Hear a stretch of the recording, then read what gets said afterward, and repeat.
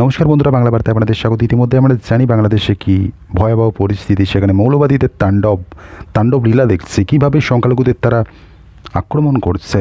সংখ্যালঘু যারা রয়েছে, হিন্দুরা যারা রয়েছে, তাদের ঘরবাড়ি পুড়িয়ে দিচ্ছে, কখনো বা মন্দিরে হামলা চালাচ্ছে এই সমস্ত মৌলবাদীরা।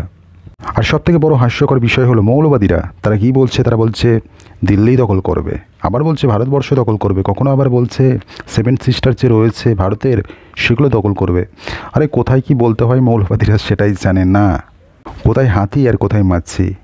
কুয়োর ব্যাং কুয়ো থেকে ডাকাডাকি করছে এবং কার্যত কুয়ো থেকে বেরিয়েছে জগৎটা কত বড় সেটা সম্পর্কে তারা হয়তো অবগত নয়, এবং ভারতের কাঁধের দিকে তারা আঙুল তুলছে আর কোন মুখে তারা এই কথাটা বলছে।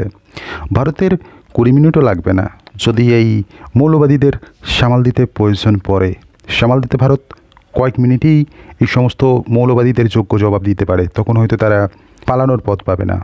এবং সাম্প্রতিককালে বাংলাদেশের উত্তাল পরিস্থিতি নিয়ে আমরা দেখেছি ভারতবর্ষের সমস্ত রাজনৈতিক যারা বিরোধী দল রয়েছে তারা এই বিষয়টা স্পষ্ট করে দিয়েছে যে এই যে বাংলাদেশের বর্তমান পরিস্থিতি নিয়ে কেন্দ্র সরকার যা সিদ্ধান্ত নেবে সেটাতে তারা সমর্থন জানাবে, সেটা রাজ্যের শাসক দলও জানিয়ে দিয়েছে। কার্যত সাম্প্রতিককালে শাসক দলের সুপ্রিমো এরকম একটা মন্তব্য করেন যে বাংলাদেশের যা পরিস্থিতি সেখানে শান্তি বাহিনী পাঠানো উচিত, পাঠানো দরকার। কার্যত এটা শুনেই চির বুড়িয়ে উঠলেন বাংলাদেশি মৌলবাদী সরকার।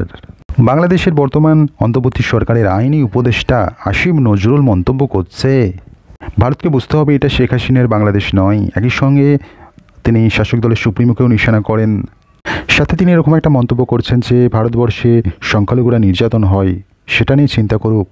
তবে বাংলাদেশে যা কিছু ঘটে চলেছে, মৌলবাদীদের উপদ্রব থেকে শুরু করে সংখ্যালঘুদের নির্যাতিত হওয়া, সমস্ত কিছুই নজর রয়েছে বিশ্বের, এই সমস্ত বিষয়ে নজর রয়েছে বিশ্বের, সাথে ভারতবর্ষেরও রয়েছে। এবং সবথেকে বড় বিষয় হলো যেহেতু বাংলাদেশে যারা সংখ্যালঘু নির্যাতন হচ্ছে তারা একটা বড় সংখ্যায় সনাতনী ধর্মাবলম্বী, এবং ভারতবর্ষেও ওই একই সম্প্রদায়ের মানুষের বাস, এবং স্বাভাবিকভাবেই ভারতের কাছে এটা একটা চিন্তার বিষয়। এবং বাংলাদেশ যে এই সমস্ত কার্যকলাপগুলো করছে এগুলো নিয়ে তারাও শান্তিতে নেই, কার্যত তাদেরও মাথায় কখন আকাশ ভেঙে পড়ে সেই চিন্তায় তারা মগ্ন রয়েছে। তার প্রকাশ পাওয়া যায় বাংলাদেশের সেনাপ্রধান বারংবার প্রেস কনফারেন্স করছে এবং প্রেসের সামনে বলছেন আমরা যে কোনো পরিস্থিতিতে প্রস্তুত রয়েছি। কার্যত এটা কি ইঙ্গিত করে? তারা হয়তো ভাবতে চলেছে এই বুঝি ভারত আক্রমণ করে, এই বুঝি করে। শান্তিতে তারাও ঘুমাতে পারছে না, এটা তো বাহ্যিক বিষয়। কিন্তু ভারত যদি সর্বস্তরে সমস্ত কিছু আমদানি রপ্তানি বন্ধ করে দেয় তারপর তাদের কি অবস্থা হবে সেটাও তারা ভেবে আতঙ্কিত।